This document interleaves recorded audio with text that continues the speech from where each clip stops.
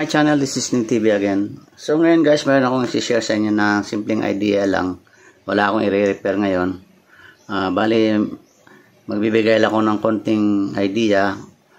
Pero bago tayo mag-upisa, isa muna ang maikling intro.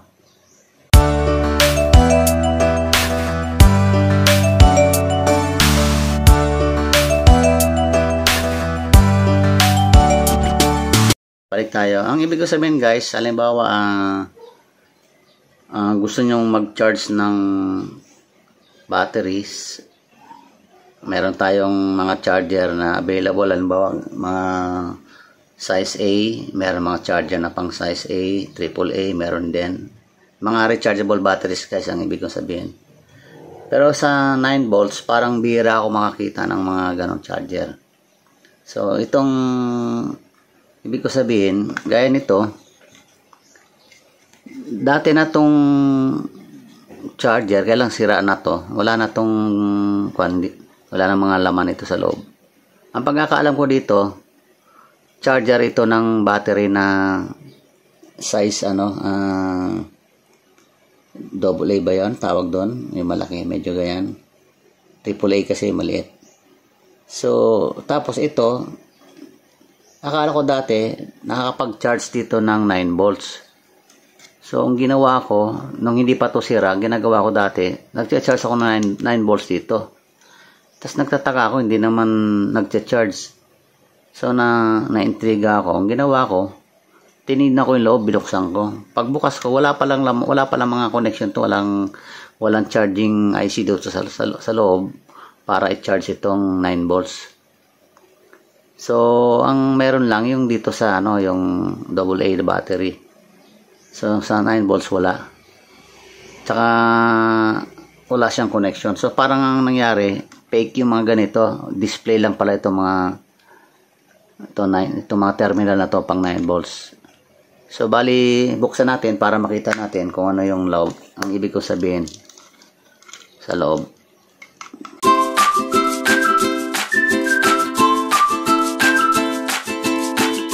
Ibig ko sabihin guys, kung titignan yung loob, wala siyang connection, di ba? Parang naka-tornilyo lang sa dyan. Parang display lang. Pang-akit lang siguro to para yung mga customer bibilin. Sabi nila, sa isip nila, uy, merong pang-charge ng AA, tapos may pang-charge pang ng 9 volts. Pero pag uwi nila siguro, nagsisirin sila, ba't sila bumili nun? Wala naman palang connection siya, naka-charge. So, wala nang laman dito guys, yung mga board, yung maliit dyan na circuit board niya. Matagal na kasi ito eh. Kung bakit hindi ko lang tinatapon yung mga ganito kasi inisip ko baka mapakanabangan ko pa. Ngayon, naisip ko ngayon, bakit hindi ko gawin talagang pang-charge ito? Wala tayong gagamitin na charging IC. Ang gagamitin lang natin guys pang-charge dito ay pwedeng power supply natin, bench power supply, na adjustable, pwede natin adjust sa 9 volts. Mataas ng konti sa 9 volts para pumasok yung charge. So, ito ang naisip ko guys. What if gawin ko is para makapag-charge ng dalawang battery, kasi meron ako ritong rechargeable na battery. Yan, rechargeable yan. Titignan ko kung ma-charge ko siya rito. Kasi naisip ko, sayang din to. Why not, ba't hindi ko gamitin yung terminal? Gawa ko lang ng paraan para patong ako ng battery na ganyan, pwede siya ma-charge. Gamit lang yung ating bench power supply. O kaya kung meron kayong 9 volts na power supply, pwede rin. Pero mas maganda, mas mataas yung adjustable para pwede nating taasan sa 9 volts. Kasi kung 9 volts lang, ang iano natin, pagdating ng 9 volts, hindi na siya makapag-charge kasi hanggang 9 volts lang. Hindi gaya kapag adjustable, pwede natin gawin 9.4, 9.5 volts, or even 10 volts para mas mabilis makapag-charge. Okay? So, ang gagawin kong ganito na lang, i-connect ko siya parallel na lang para dalawang charger ng mapapagana natin pang-charge. Yan. So, ang gagawin ko, negative to negative, positive to positive, tapos direkta na sa dun sa power supply. So, gagawin natin, kakailangan lang natin dito, wires lang siguro, wires. dito. Okay, so meron akong ni-ready. Okay. Ito na lang siguro gagamitin natin. Okay. So, ganito muna gagawin natin. Hihinang tayo rito. Saka dito sa kabila.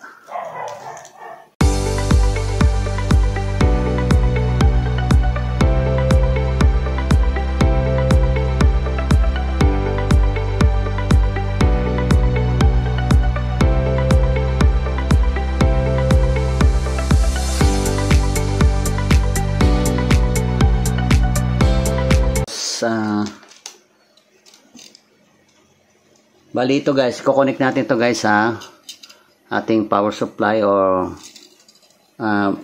adjustable power supply para mapasukan natin siya ng 9 volts tapos para ma-charge siya rito. Para malinis siya tignan, ilagay natin dito, padaanin natin dito sa may butas. Okay, so ito talaga, kumbaga saan display lang talaga yung terminal lang pang 9 volts na yan. So sayang lang, di ba? So, gawin natin, pakinabangan natin, lagyan natin ng wire para makapag-charge tayo ng 9 volts natin battery.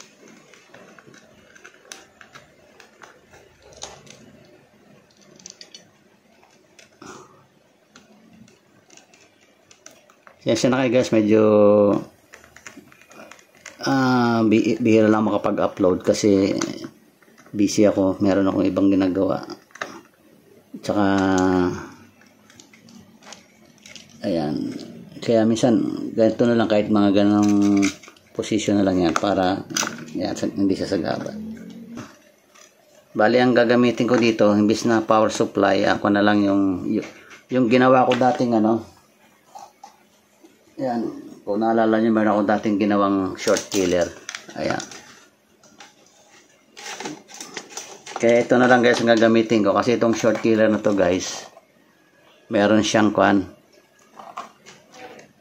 yan, may charging IC siya. Pwede siya mag-charge. Yan, meron siyang, yan, kung nakita niya, merong CHG or charging. Tapos meron siya full na siya. So yan na lang gagamitin kong pang dito natin ko-connect. Yan, dito. Ayan.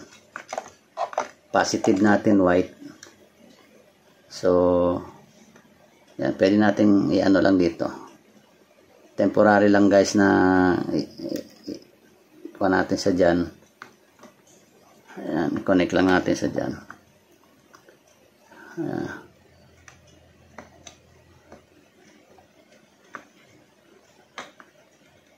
Ayan. Tapos lagyan natin guys yung battery. Teka, testingin pala muna natin kung ilang volts to guys, para makita natin kung nadagdagan ba yung charge niya. Ayan.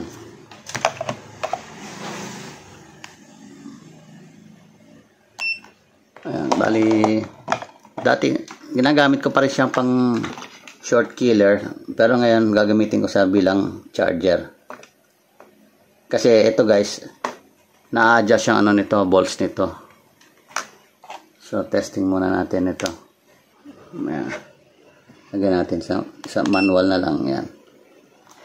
So, ang charge niya is 0.7 na lang, guys. So, almost walang laman. Tapos, meron pa ako isa. Ito. Test din natin kung ilan na lang yung laman.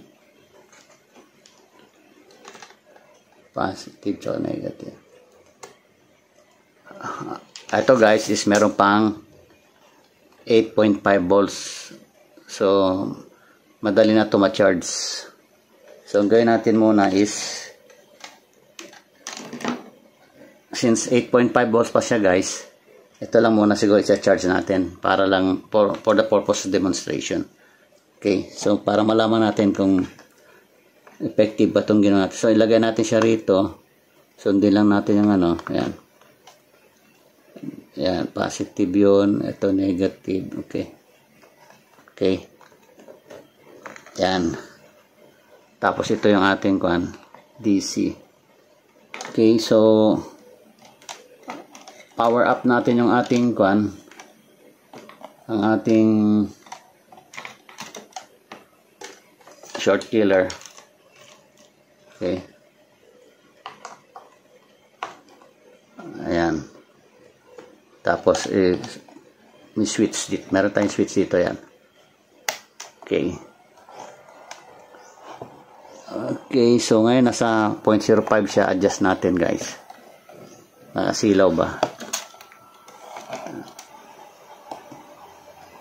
9.5. Pero guys, 9.2. Hindi makita, no? Hindi siya, guys, makita, no? Parang nasisilaw. Ayun, yan. Okay, 9.5 volts ang nakalagay dyan.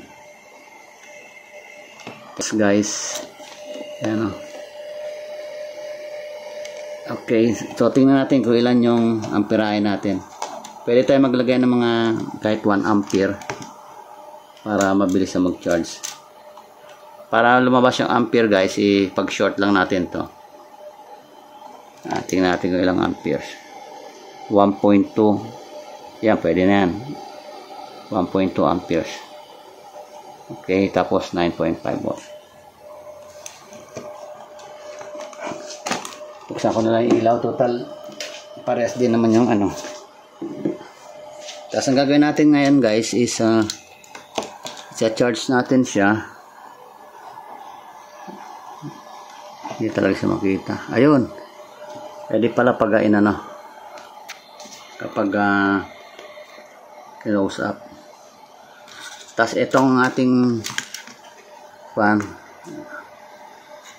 isa-charge yan.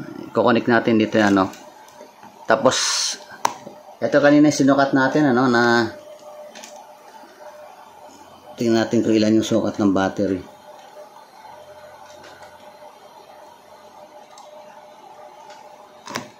0.8 ba yung kanina?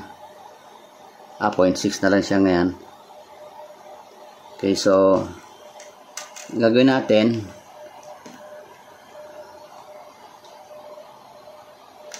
gagamitan natin sa guys ng jumper wire para may ipit.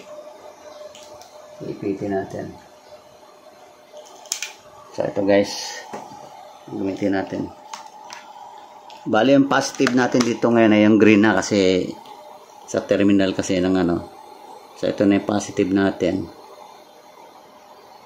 Ayan. Ito yung negative. Tapos ito, guys, kukonek natin dito, guys, sa probe. Okay.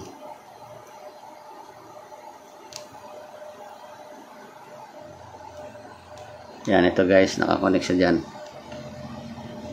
Ayan. Tapos ito, isabay ko na rin kaya itong isa.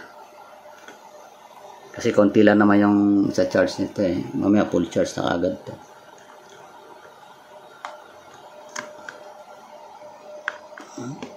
Yan. So, ito, guys, yan ang kanyang setup. Ayan. So, hintay-hintay lang natin, guys, mag-charge. Pero ang gagawin ko, guys, pag na siya, medyo mataas-taas na yung charge niya, pwede natin stop. Kasi ang purpose lang nito for demonstration, pakita lang sa inyo kung paano to gumagana yung pag-charge niya. Nagamit lang nito. Kahit di natin paabutin ng 9 volts talaga yan, pwede rin. Kasi ang purpose lang naman natin yan magkaroon na kayo ng idea kung talagang nag-charge ba siya sa pamagitan ng ganyan lang.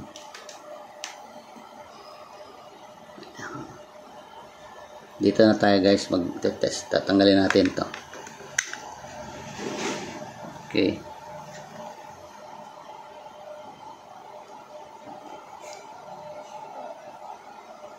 .8.4 8.3. Okay, so kulang pa.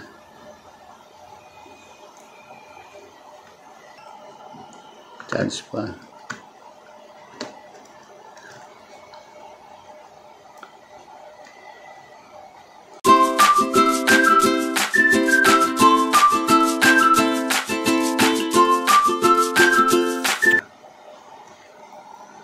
Gawin natin guys 10.2 para 1.2 volts higher. Yan, 10.2 volts. Yan, yan ang charging voltage ko, bale 10.2.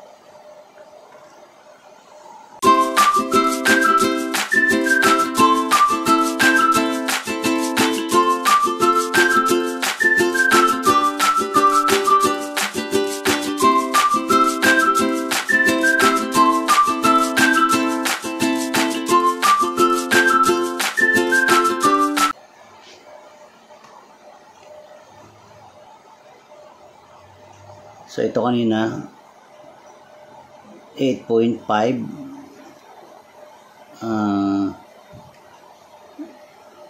pwede natin try tignan.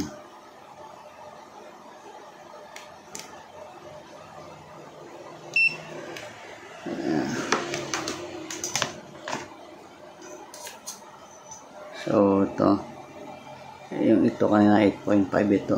Tingnan natin kung ilan na yung masok sa kanya.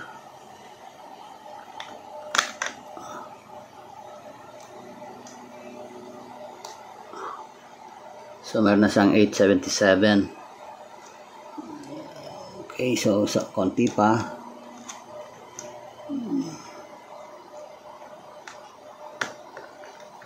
Tingnan natin kung ilan na pumasok. Ito guys, 9.32 na siya. So ito guys, okay na to, charge na to. Ito na lang isa. Ito nauna na tong isa. Pero iwan lang natin siya dyan guys para madagdagan pa.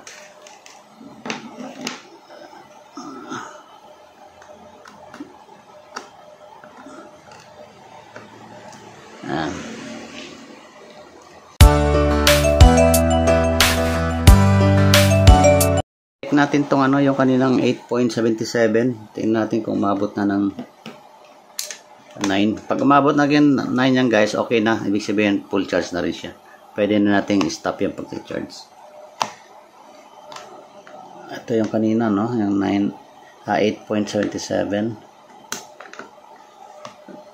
Natin kung ilan na siya ngayon. So ayan guys, 9.4 na.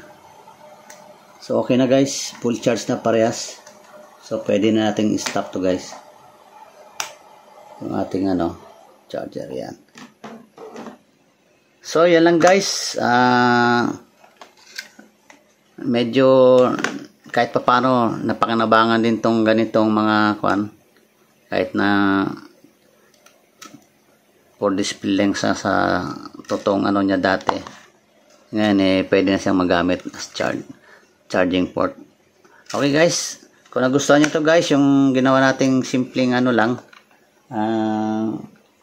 demonstration para magkaroon kayo ng idea kung paano gumawa ng mga simple na pag-charge.